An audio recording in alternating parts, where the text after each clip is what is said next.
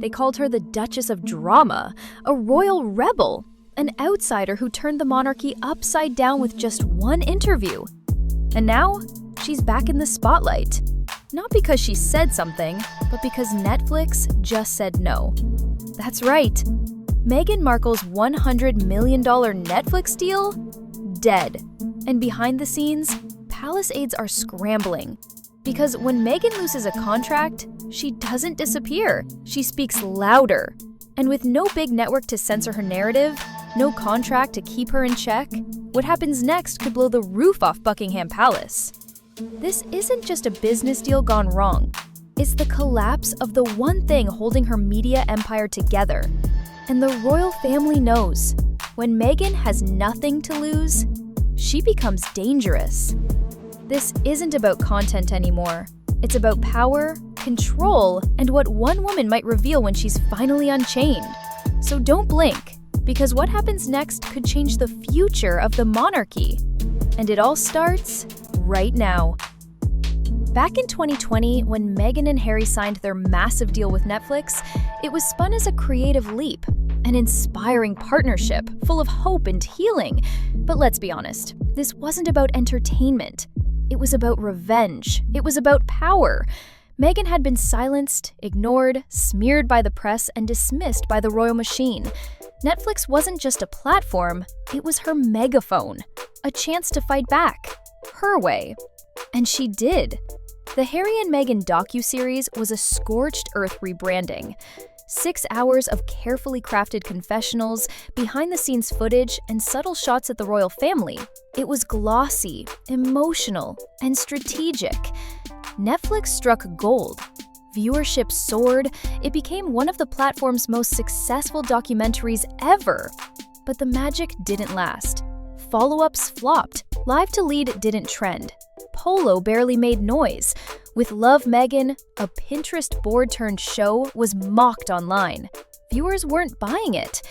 And Netflix knew. Their $100 million gamble was losing steam fast. So when renewal talks came up in 2025, the streaming giant quietly backed away. And Meghan, she suddenly had no safety net, no global platform, no curated series to soften her next move. Only a very public reminder that Hollywood loyalty fades when the ratings drop. The Netflix breakup may have looked clean on paper, but behind closed doors, it triggered a full-blown media panic. Netflix didn't just choose not to renew, they pulled the plug quietly. Because the numbers weren't just bad, they were embarrassing. Only 500,000 people watched the Polo docuseries. With Love, Meghan was mocked as tone-deaf. Even the American press, once so favorable, started calling the Sussex brand boring. And with their biggest deal collapsing, it wasn't just Meghan losing credibility, it was the image she'd built over 5 years. Independent, powerful, unstoppable, cracking at the seams. Now, here's where it gets messy. The royals aren't just watching this, they're actively strategizing. Multiple insiders claim King Charles held closed-door briefings with PR consultants just hours after the Netflix split leaked. The fear? That Meghan will finally say what she wasn't allowed to under contract, that she'll go rogue. And when she does, there will be no Netflix lawyers, no streaming guidelines, no delays, just Meghan. Raw, direct, and furious.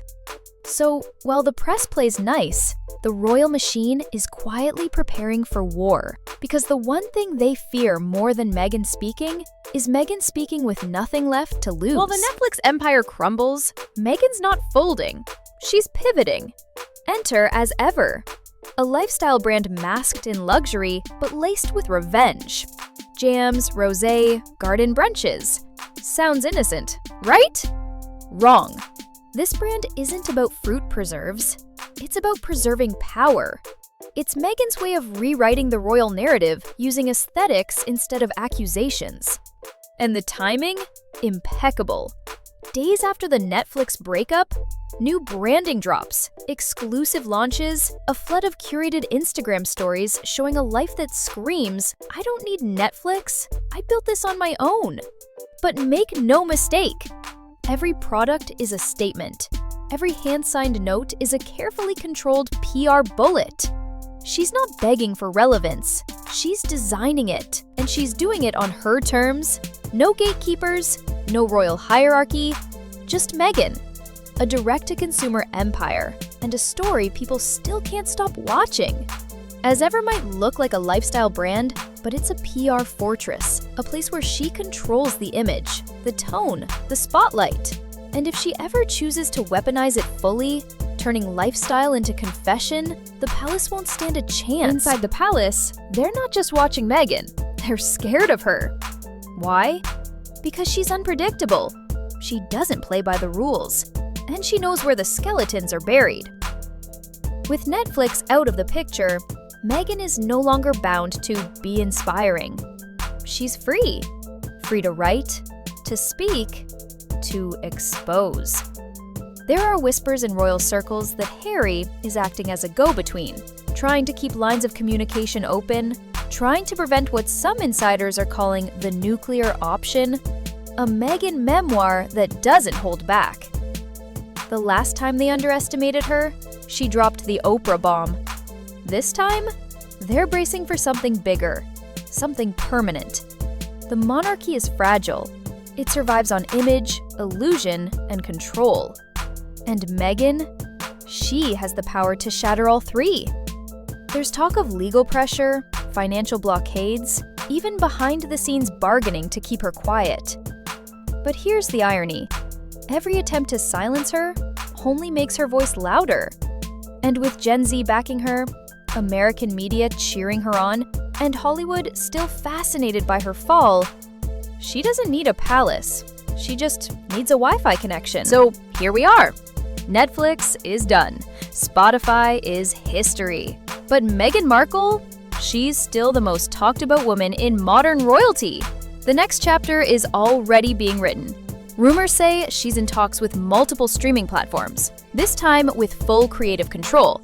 No edits, no restrictions. There's also talk of a Raw podcast comeback, something personal, unfiltered, a direct channel from Meghan to the people. And here's the twist. The more her projects flop, the more valuable her story becomes. Everyone's wondering, when will she break the silence? When will she finally speak without the Netflix polish, without Harry beside her, without the brand partnerships in the way? She's not fading, she's focusing, and when the time comes, she's going to speak her truth the only way she knows how, publicly. And when she does, the palace better be ready, because Meghan's not chasing relevance, she is the storm. So now the question isn't if Meghan Markle will speak, it's when and how loud. The Netflix deal may be over, but the drama, it's just beginning. Behind every soft focus post and every handwritten jam label, there's a story waiting to explode, and the royal family knows it. Which is why they're not celebrating. They're preparing. So what do you think? Is Meghan about to drop the biggest royal scandal since Diana? Or is she playing the long game, rebranding before striking again? Tell us in the comments. Hit like if you're watching the throne fall in real time. Subscribe for more exposés, and turn on that bell, because when Meghan finally speaks again, you'll want to hear every word.